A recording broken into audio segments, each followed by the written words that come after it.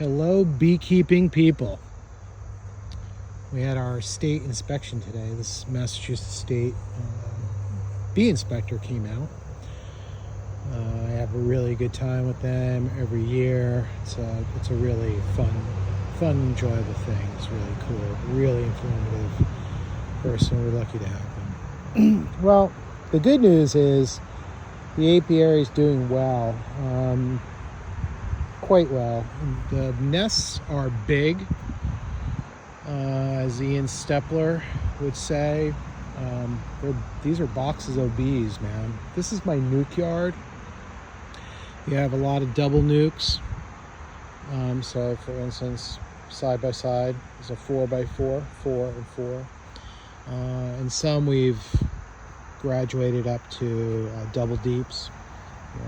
They're going to winters, double deeps, they're very populated.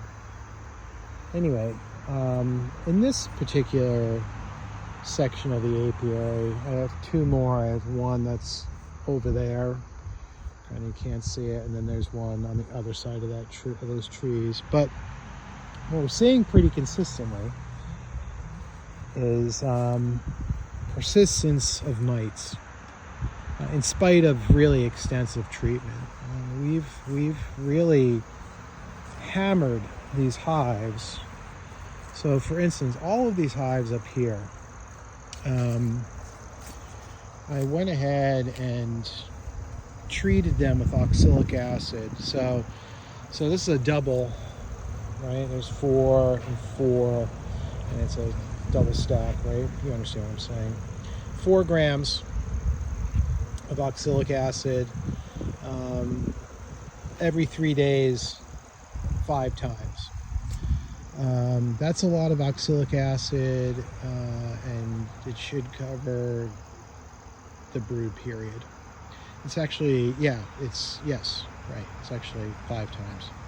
So 3 times 5, it's about 15 days of hardcore oxalic acid exposure, plus another 2 days because it sticks around for a bit, the crystals do. So 17 days, that should cover a complete cycle of brood.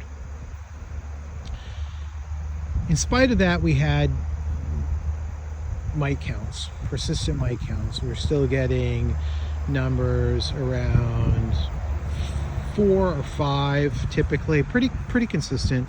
And so we were thinking, all right, it's reduced, but there's still a lot more underneath the brood. In fact, this year, the bees did really well and had a lot of brood throughout the entire season. So lots of places for mites to hide.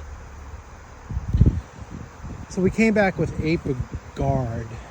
We did the 50-gram dose. It's supposed to be 50 grams for this is now a double deep. So this was one nuke, and now each half has been graduated up, right? You feel me, right?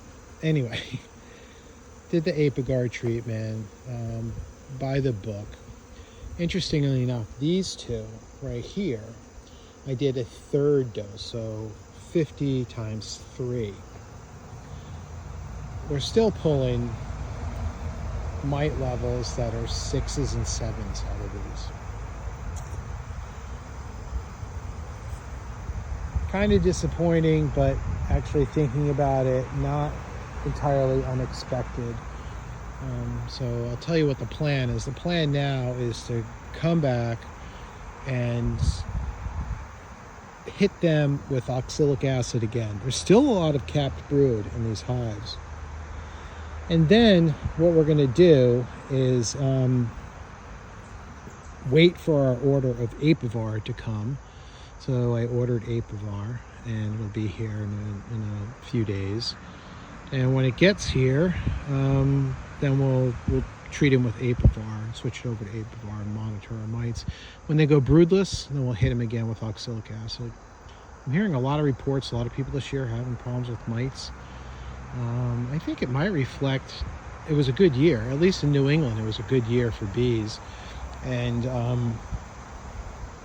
for instance, for production hives, we were averaging over 100 pounds a hive. So It was a good year for bees.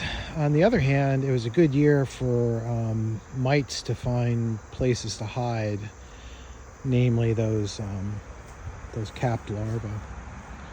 And so basically you can get your mite treatment, and then a week later come back, and those bees have hatched out, and you've gotten a fresh dose of mites. And remember, those mites reproduce underneath the capping, so one mite got in, but you might get 4 coming out.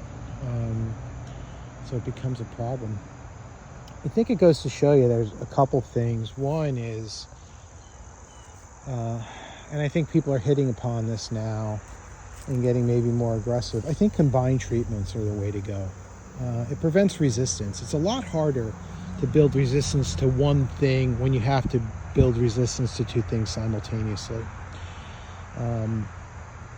It just is. If you look at the scientific literature for infectious diseases, you'll find that to be a common theme. So it's probably not a bad idea. I mean, why not use oxalic acid and another treatment? To just keep the mites under intensive high pressure, especially treatments like Apivar, which I happen to like. Man, it's super gentle on the bees. I've never seen it do anything bad to the bees, and it's really effective against mites. Although it's wicked expensive. I just ordered some. It's really expensive. So kind of hope I sell some honey. All right, I blabbed on long enough. These are Michael Palmer style. I call them brood castles. So this is vertical beekeeping. You can see where I put the thymol in there. These guys are still under thymol treatment. You see that? That's a little spacer, so the thymol's right there. It's 3 deep, so it's 5, 10, 15 frames right there. You can see there's a lot of bees. Very interesting.